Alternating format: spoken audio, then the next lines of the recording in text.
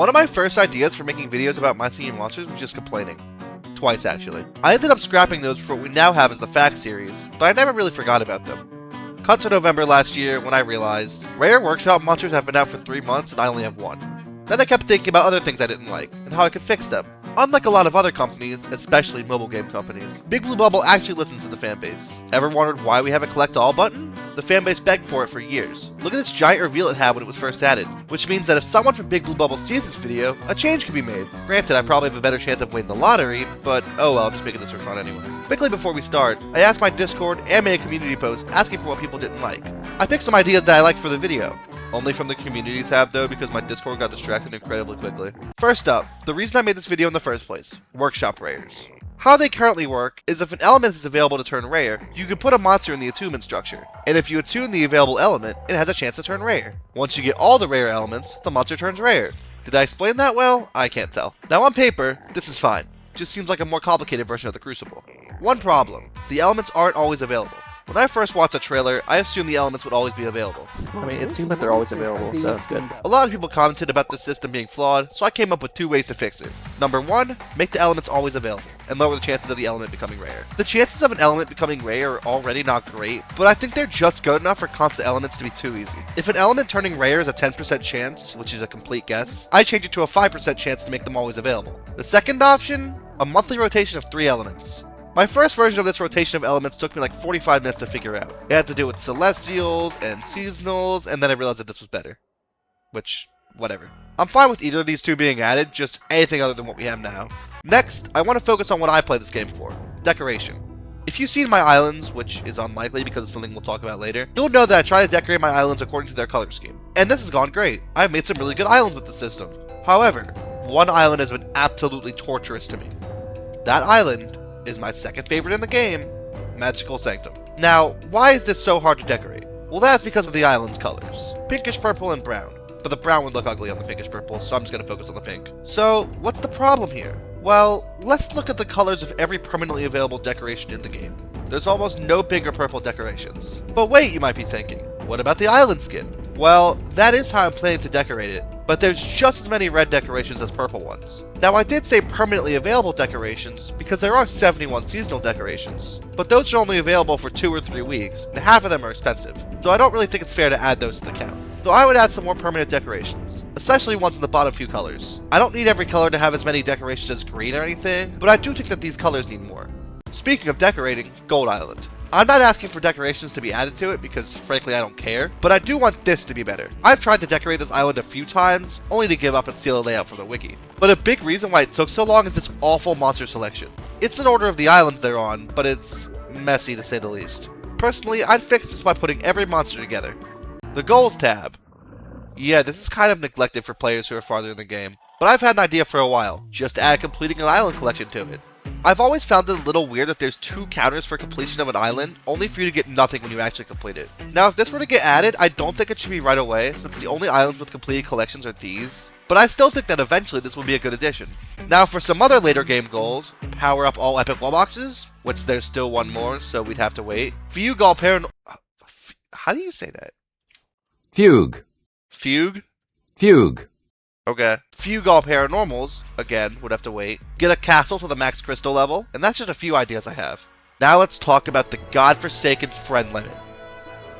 Just kidding. This is very likely being fixed as we speak, which would make me from a couple months ago very happy since I had a little temper tantrum on my community tab. MPG suggestion works perfectly, with friends going one way, similar to how it works in Dawn of Fire. Hey, speaking of Dawn of Fire, I think it's overhated. It's a very different game from My Singing Monsters, which I think is why people don't like it, but I find it very fun. Until I started thinking about this video.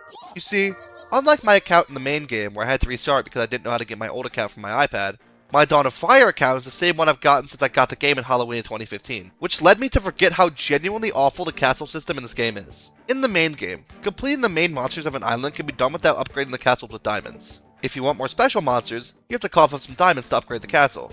The only islands where this isn't the case are Amber Island and Mythical Island. Amber Island makes sense since it's the late game island, and Mythical, I don't know. Now let's compare this to Dawn of Fire. Excluding the mythicals and seasonals, there are 185 beds needed on the continent. How many diamonds are needed to get that many beds? 2,500.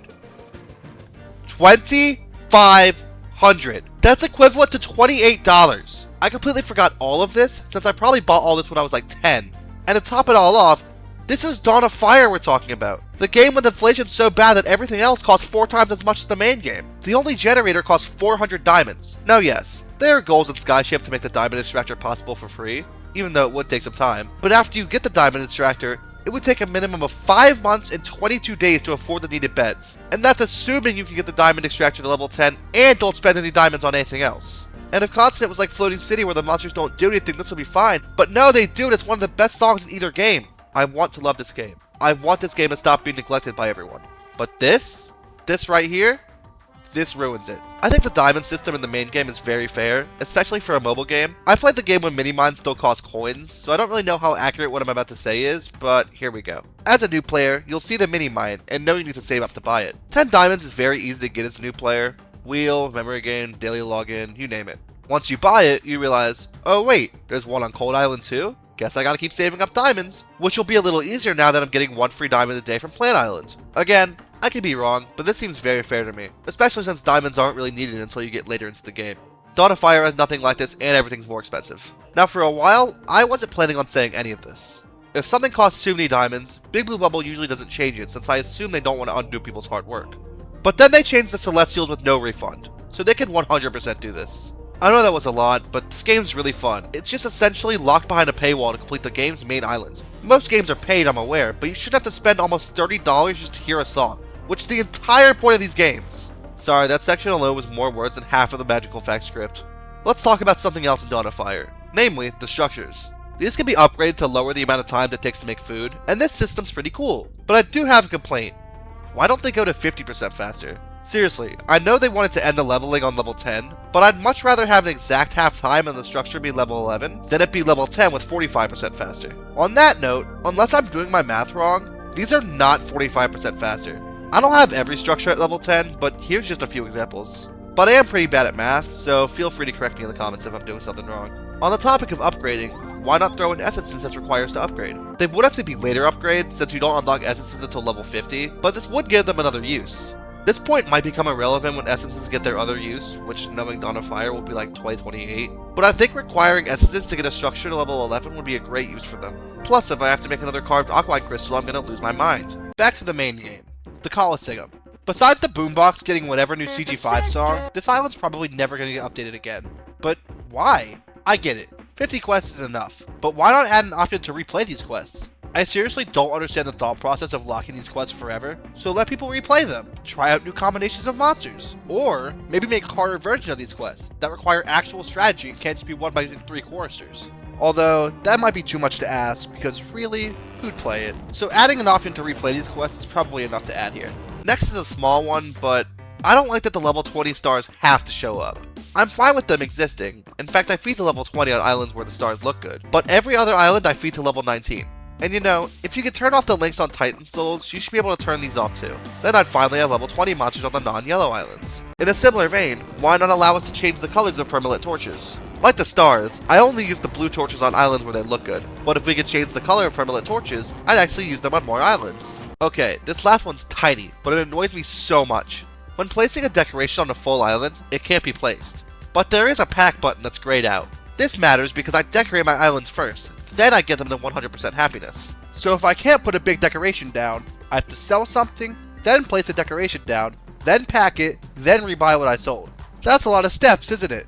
Wouldn't it be cool if there was a button, oh I don't know, right there? And don't tell me, oh, it would be hard to code the decoration taking your coins when you store it. No! Are you forgetting that when you put a monster in the hotel, you get the coins that it was making? Now I'm not a coder, not even close. But would it be wrong to say that the code for adding coins when putting something in the hotel is that different from subtracting coins when putting something in the storage shed? Again, not a coder, but from an outside perspective, this doesn't seem hard to program at all. Okay, that's it from me. Now let's check my community tab's comments. First comment, not being able to see the breeding combinations for monsters you already have. I think adding this would be a really cool feature. Right now, the only way to see a breeding combo in game is to put every monster together and wait for the right egg to appear. But most people just use the wiki or serotonin bot. But why do we have to rely on outside sources to know what the breeding combination of something is? I get that the monster handlers want combinations for epics to be discovered, but once you've already read it for the first time, what would be the harm of tapping on the book of monsters and seeing its breeding combination? Just like this comment said. This comment says that feeding on Tribal Island sucks, and yeah, I agree. To prove this point, how about I use me feeding as background footage while I talk about how to fix this? A lot of tribes require high levels to stay in the tribe. Assuming you feed to 1 level a minute, level 100 takes over a minute and a half of nothing but tapping on your phone screen.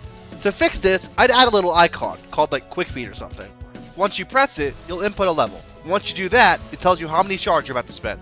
Or food or coins if you're insane. If you press confirm, you'll instantly go to that level. Speaking of Tribal Island, it being left in the dust while everything else gets updated. Yeah, I have to agree. There isn't really much you could do here, but how about more goals? When Tribal Island was first added, these goals made perfect sense. None of these feeding options were really viable. 10 years later, we have far more ways to get shards, and tribes are feeding up to level 32,000. I'm sorry, what? So these goals are pretty stuck in the past, so let's add some more. I think adding goals to make the maximum weekly diamonds go from 20 to 50 is enough. Then the final goal could be getting Mimic on a new platform or something. We're probably getting a Tribal Island rework very soon, but oh well, I wrote the script in November, so sue me. Rares on Dish Harmonizer. There should be wishing for rares. True.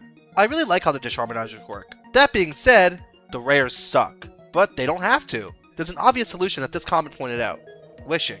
This is already an established mechanic for the Dish Harmonizers, so why don't they work for rares? I didn't script the outro, so I'm just kinda going.